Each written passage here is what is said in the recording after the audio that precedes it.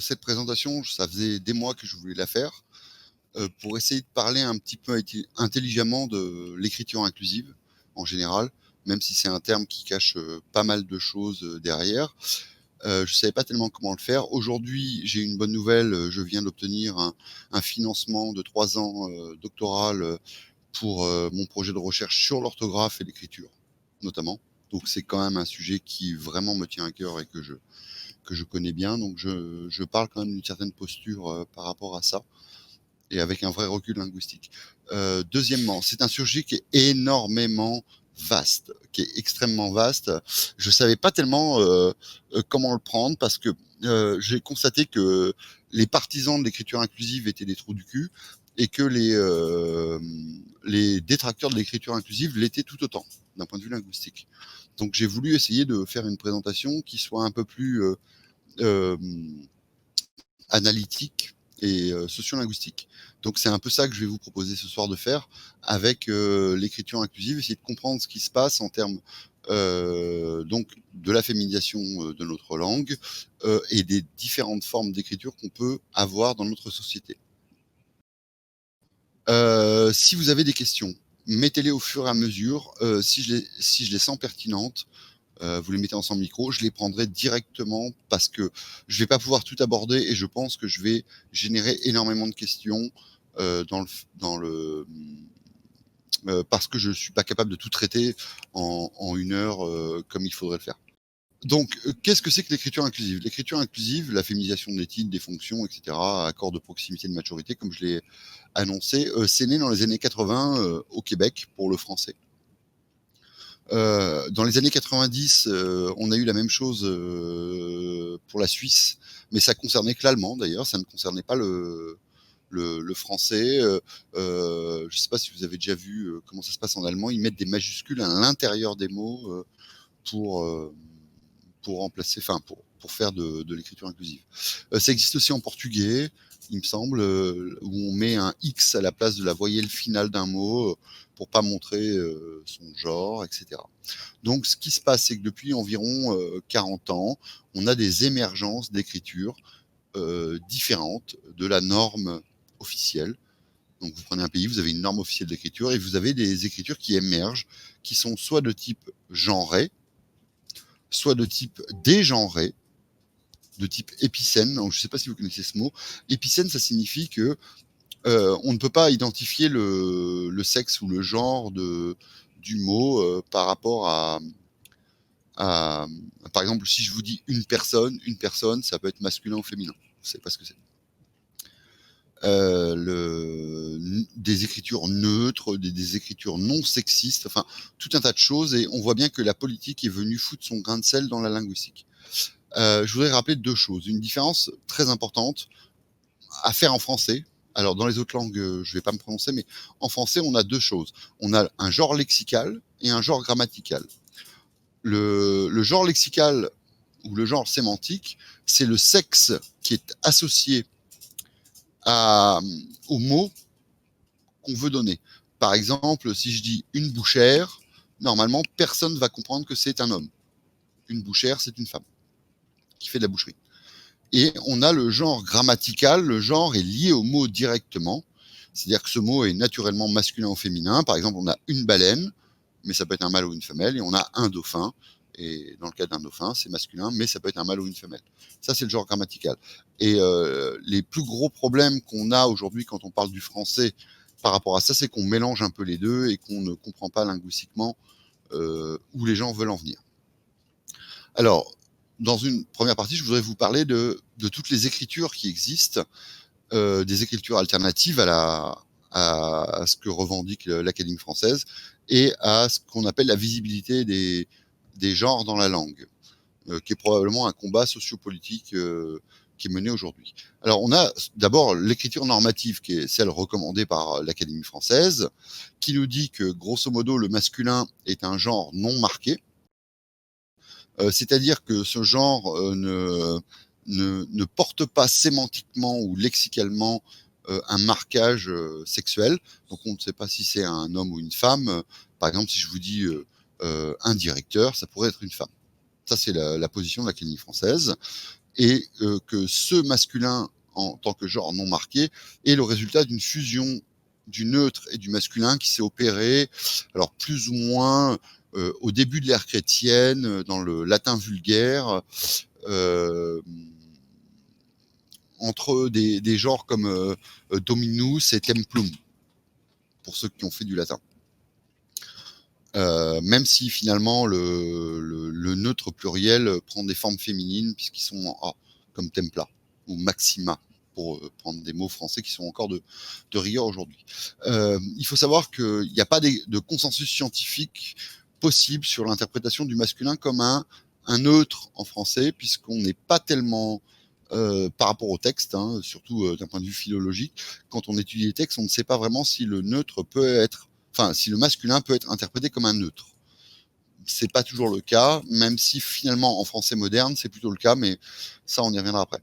Après, on a ce qu'on appelle l'écriture épicène, donc non exclusive, qui est une écriture qui cherche à éviter des expressions qui genrent.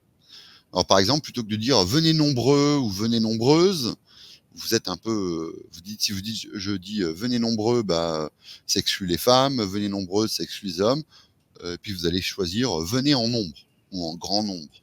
Et là, vous avez choisi une tournure épicène qui vous permet d'éviter de genrer votre cible. En revanche, le problème de ce genre d'écriture, c'est que c'est pas évident de trouver des expressions non genrées systématiquement. C'est quand même très difficile d'appeler une coiffeuse autrement qu'une coiffeuse, ou alors une personne qui coupe les cheveux. Bon, à la rigueur, ça serait un palliatif possible. En plus, on a des termes épicènes en français qui sont vraiment non genrés, comme une victime, une personne. Derrière ces mots se cache peut-être un homme, peut-être une femme, mais le mot lui-même n'est pas censé porter le sexe de la personne. En revanche, vous avez énormément de mots en français qui ont des formes épicènes par leur morphologie, mais qui ont un article qui, lui, ne l'est pas. Par exemple, on va dire un antiquaire ou une antiquaire. Un antiquaire ne va pas changer du tout, mais on va quand même préciser le sexe de la personne par le déterminant qui se place en amont. Et enfin, troisièmement, vous avez des écritures de type inclusive qui visent à augmenter la représentation d'une partie de la population. Alors, en l'occurrence, ici, on parle de l'écriture inclusive féminine, puisque c'est ça qui est visé dans l'écriture inclusive, c'est la féminité. Donc, il s'agit de marquer des féminins au maximum pour, entre guillemets, désinvisibiliser les femmes de la société, comme si on ne les voyait pas. Et il favorise des accords de proximité. C'est pour ça que vous allez voir que je parle d'accords du participe passé parce que je ne sais pas si vous savez ce que c'est que l'accord de proximité ou l'accord de majorité.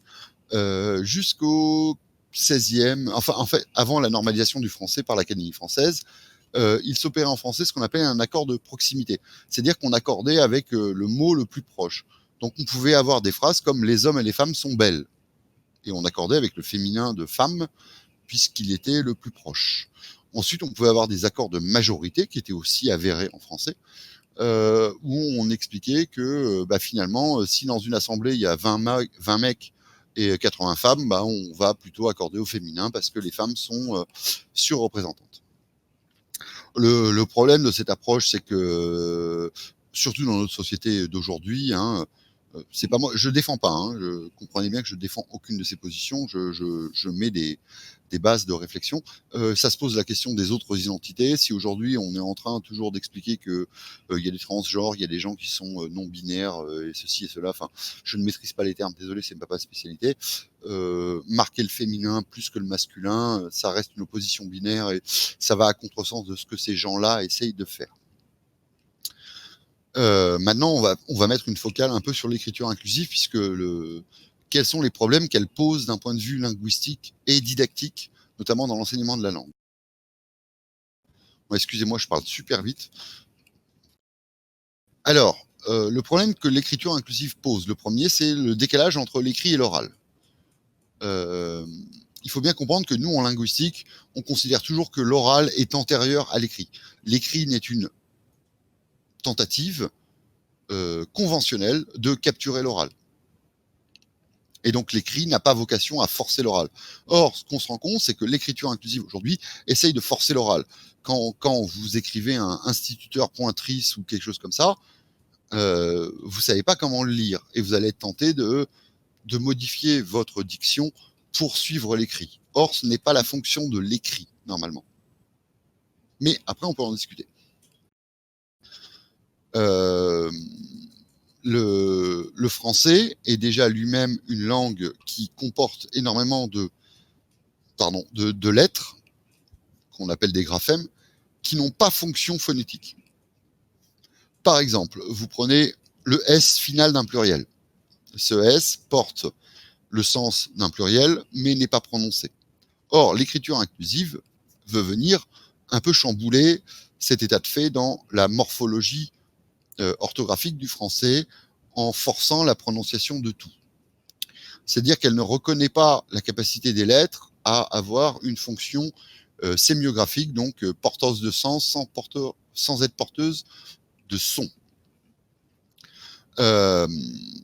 C'est pour ça qu'il faut commencer à envisager, d'ailleurs c'est ce que les linguistes font, qu'on a des systèmes autonomes, c'est-à-dire que l'écriture peut se dissocier de l'oral et que l'on peut considérer que la fonction de l'écrit n'est pas simplement de capturer l'oral. Ce sont des vraies questions qu'il faut se poser, qu'il faudra se poser, qui se posent déjà, mais on y reviendra. L'autre problème de l'écriture inclusive, c'est les incohérences morphologiques et morphographiques. Alors, en effet, je ne sais pas si vous avez déjà vu l'écriture inclusive. L'écriture inclusive, c'est pas quelque chose de neuf, hein. C'est assez vieux, même si c'est plutôt un courant moderne. Mais elle peut se manifester soit par un point médian.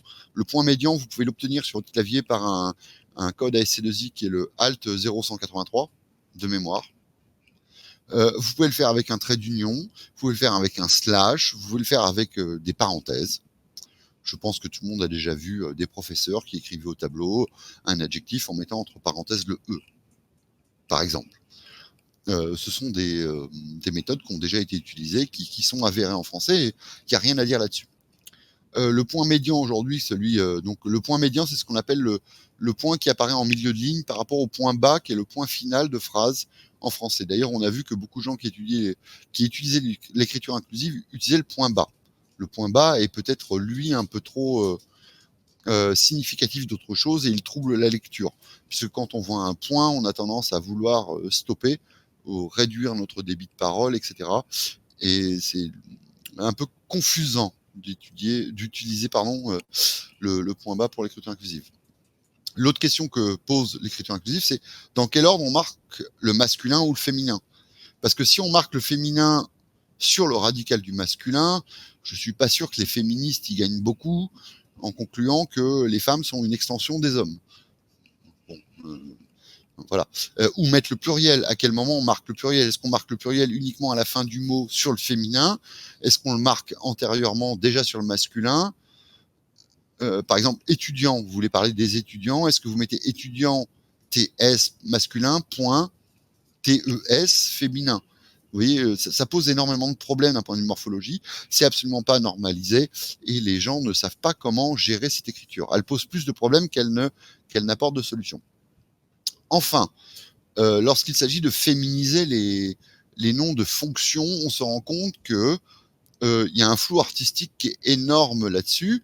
On sait par exemple que le terme doctoresse, pour parler des femmes, était avéré dès le XVIe siècle. En revanche, on voit des gens qui utilisent le terme docteur avec un E à la fin. Alors, on peut se poser la question, est-ce que c'est important que ça se voit à l'écrit ou est-ce que ça se voit à l'oral? Parce que docteur à l'oral, un docteur, une docteur, même écrit avec un E, à l'oral, ça ne se voit pas. Enfin, ça ne s'entend pas, en tout cas.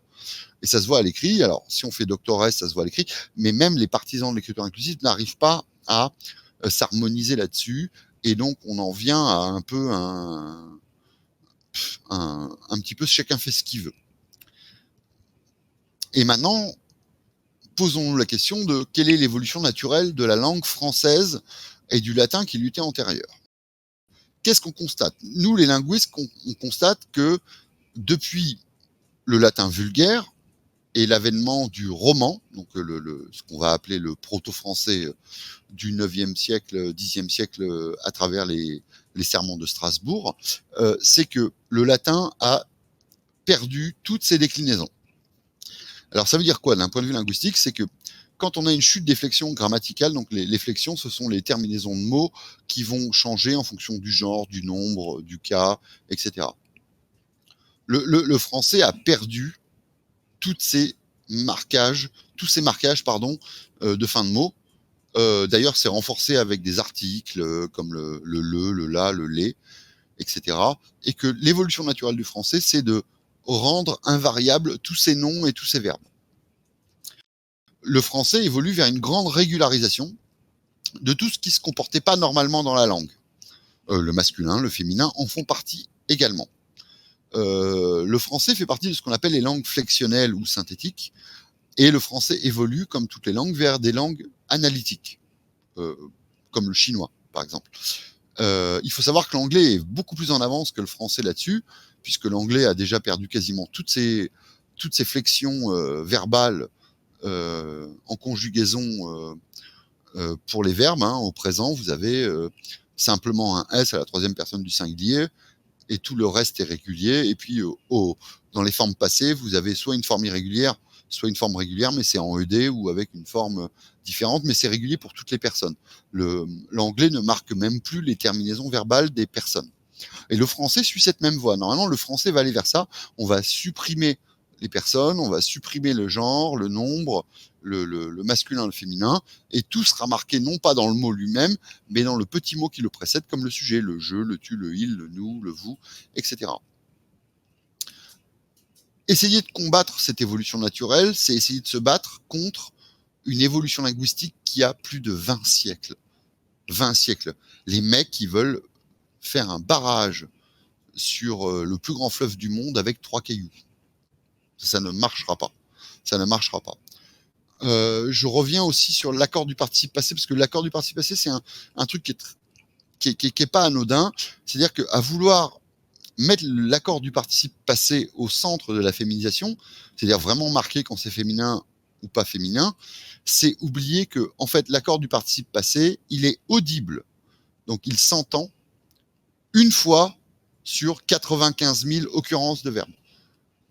Donc, je répète, une fois sur 95 000. Ce sont des données scientifiques, linguistiques, et généralement, l'accord du participe passé, on l'entend uniquement avec le verbe faire, mettre, écrire, ce genre de choses. Vous allez avoir écrite, mise, faite au féminin, alors que pour tous les autres verbes, on n'entend pas le participe passé.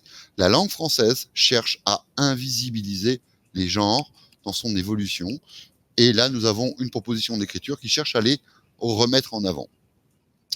Probablement contre-productif selon moi. Qu'est-ce que j'ai oublié? J'ai rien oublié. Donc, venons-en à des petites considérations sociolinguistiques sur l'écriture. Alors, j'avoue que je vais un peu donner mon avis, parce que moi, j'ai des perspectives là-dessus. L'écrit est considéré aujourd'hui, à tort, selon moi, comme quelque chose qui doit être normé et parfaitement régulier chez tous les Français. Or, si on considère que l'oral peut avoir de la variation, comme dans les dialectes, comme dans le vocabulaire, comme dans les variations régionales, il n'y a pas de raison que l'écrit, qui est aussi un aspect du langage, ne soit pas soumis aux mêmes contraintes. Le problème de l'écrit, c'est qu'en France, il cristallise, c'est un peu un organe chatouilleux du corps social, et qu'on n'arrive pas à évoluer vers une vision du français qui serait polygraphique. Polygraphique, ça veut dire dans laquelle s'exerceraient plusieurs formes d'écriture, plusieurs orthographes, qui seraient tolérées, comprises, et puis qui ne poseraient pas de problème. Je vous rappelle qu'en 1990, l'Académie française a validé des recommandations orthographiques qui émanaient du Haut Conseil de la langue française, qui supprimait énormément d'accents circonflexes, qui faisait fusionner des mots qui étaient à la base séparés par un trait d'union, etc.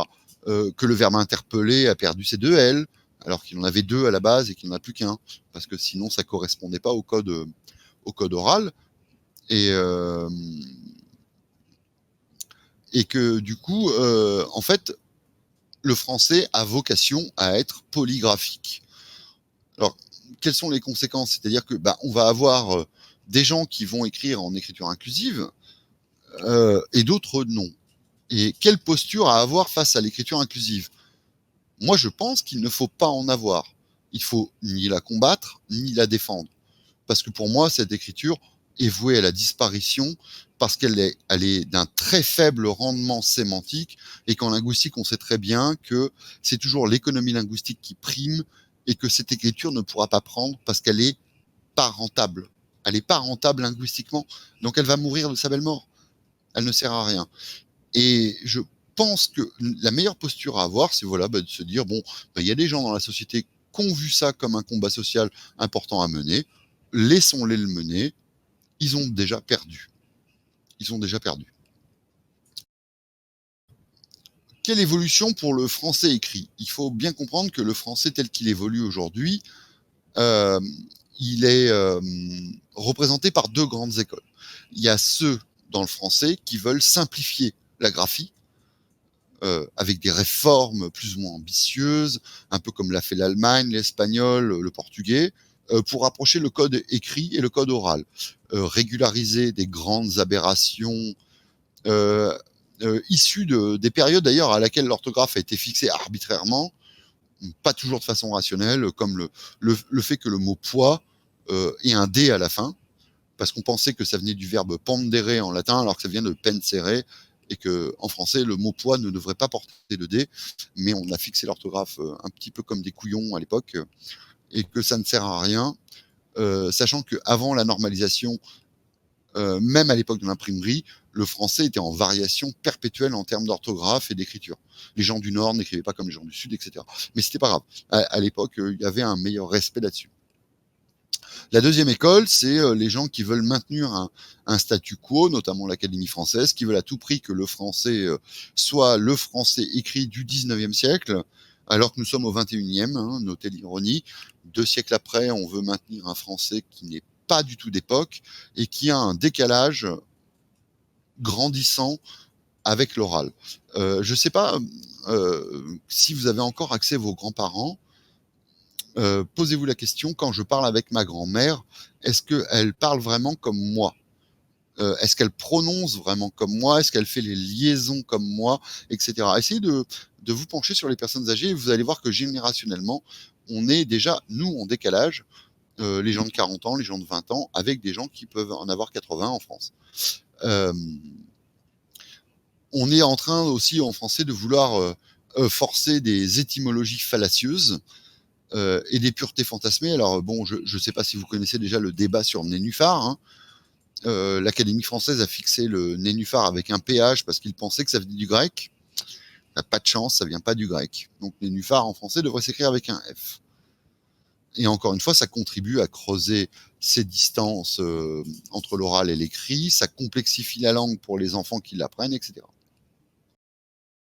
Alors ma conclusion, les premières unifications graphiques du français ont été vraiment tardives. On a tenté d'imposer une graphie unique au territoire, et ça c'était l'œuvre de la République, hein, parce que encore une fois, la royauté était un peu moins naïve là-dessus. Et il faut pas oublier que les locuteurs eux-mêmes à l'oral n'ont pas les mêmes parlers. Il n'y a pas de raison qu'à l'écrit on n'observe pas des variations. Donc il y a forcément de la variation dans l'écrit. Et il est grand temps que nous, en France, on commence à prendre des positions qui soient en faveur justement de la variation de l'écrit. Et je pense, à titre personnel, que toute politique en matière linguistique, donc ce qu'on appelle la glottopolitique, doit prendre à la fois en compte la variation orale et la variation écrite, mais toujours en ayant à cœur de maintenir l'intelligibilité entre les différentes normes qui s'exerceraient.